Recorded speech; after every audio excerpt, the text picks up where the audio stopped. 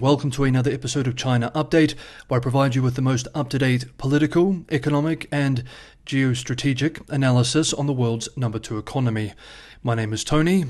Let's jump in. Okay, happy Sunday everybody. I know Sunday is typically a day off, but there has been just so much to cover this week that I thought it was important to put out an extra special episode today so that we can cover what needs to be covered, mostly in China-US relation developments this week, so that as we move into next week, we can deal with next week's news, which is also going to be quite busy, as well as news from over the weekend.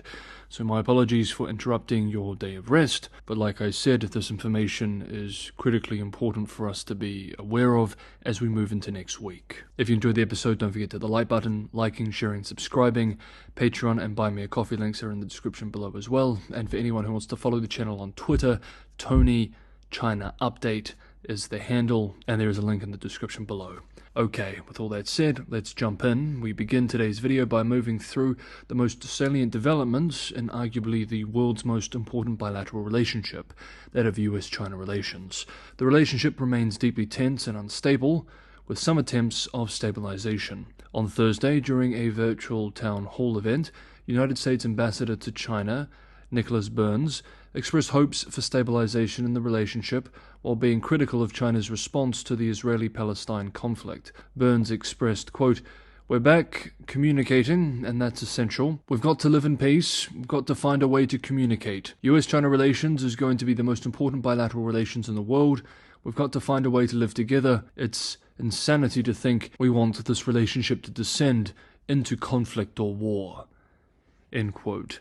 The same day, Thursday, China's Eastern Theater Command said that it had deployed combat aircraft to follow and monitor a U.S. Navy P-8A patrol and reconnaissance plane that passed through the Taiwan Straits. A spokesman for the PLA's Eastern Theater Command said in a statement on Thursday that the response was in accordance with the country's laws and regulations and that the Chinese army, quote, "remains on high alert at all times to resolutely safeguard national sovereignty and regional peace and stability," end quote. The same day, the PLA also had to refute a rumor on the Chinese internet that it had shot down a U.S. jet flying across the Taiwan Straits.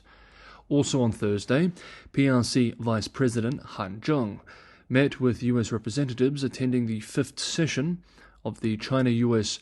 Prominent Persons Forum in Beijing. Speaking at the event, Han expressed that China and the United States have far more common interests than differences. There is a need to strengthen mutually beneficial cooperation in fields such as the economy, trade, technology, and climate change response, he said. On Saturday, U.S. Secretary of State Antony Blinken had a phone call conversation that is, with China's top diplomat Wong to discuss the ongoing Israel-Hamas conflict.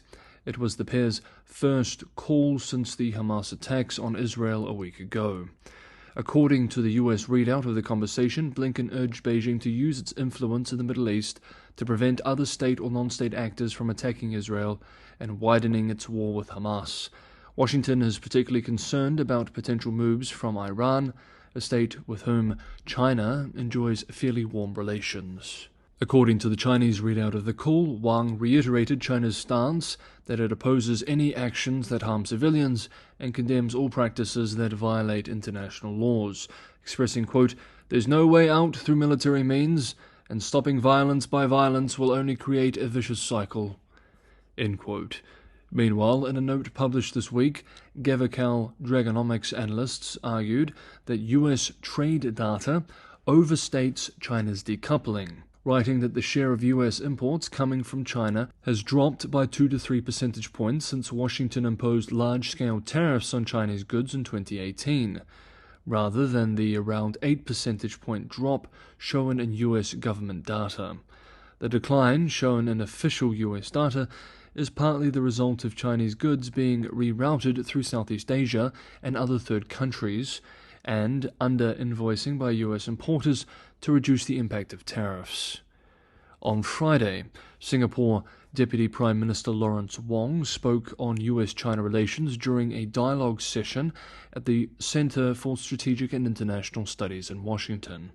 Singaporean commentators have often enjoyed the respect of both Western and Chinese audiences alike, as they have both Eastern and Western civilizational and cultural heritage, meaning they are well placed to think about and comment on questions which touch on both. Let us examine some of Wong's comments, which I am now quoting directly. On US-China, I would say first of all, both sides have made very clear that they do not want a confrontation, and hopefully there will be a view that this is not a zero-sum contest. It is not one side wins, the other side loses. The world is big enough to accommodate both US and China, and the two can coexist and develop together. It is very good that talks and engagements have resumed in recent months. Hopefully, through these dialogues and engagements, there can be an effort to reduce misperceptions, misunderstandings, and enable more mutual accommodation and meeting of minds.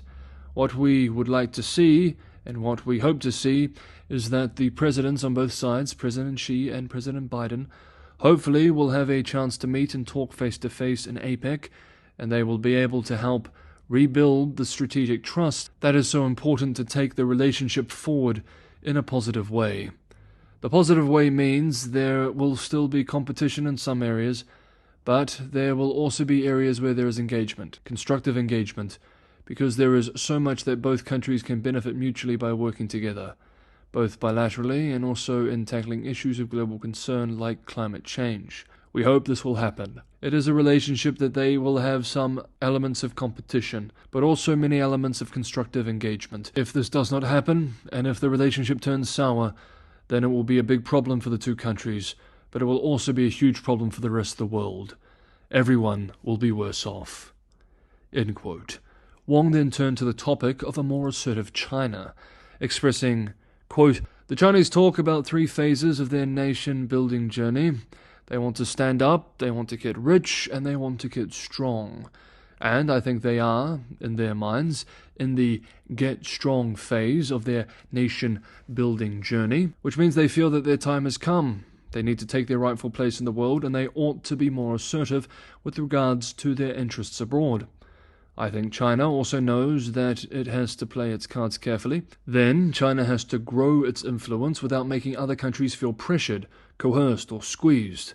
Because if they do so, or if they end up doing so, I think there will be a backlash against China, and that will not be in the national interest, so China will have to learn how to moderate and adjust. But from Singapore's perspective, and certainly from the perspective of all countries in Southeast Asia, we value the friendship we have with the United States. America has been a very good friend for a long time. China now is also a good friend with all the countries in Southeast Asia, and we would like to stay friends with both. After all, it should be possible to have more than one best friend." End quote. Indeed, a widely shared article from The Economist this week argues that backlash from many countries has pushed Beijing to try to tone down its more assertive diplomacy of recent years, dubbed by some as wolf warrior diplomacy. Quote, "Party leaders understand diplomatic clout too. They have watched, appalled, as America harnesses fears of China to broker a rapprochement between Japan and South Korea, and to deepen defense ties with regional countries from Australia and India to the Philippines. Diplomats report that China has heard from many governments that it should lower tensions and talk to America, and that countries have sent the same message to President Joe Biden's team. Mr. Xi all but confirmed this in public, telling Mr. Schumer's delegation that the international community expects the two countries to cooperate on such global tasks as fighting climate change and securing a post-pandemic economic recovery. American officials sound confident that Mr. Xi will attend an Asia-Pacific Leaders Summit next month in San Francisco and hold a side meeting with Mr. Biden. For the past 3 months, China has eased off from dangerous mid-air and maritime encounters with surveillance aircraft and warships from America and allies, such as Australia and Canada, says an American defense official." End quote. Are US-China relations beginning to stabilize and even warm? Or is this just wishful thinking?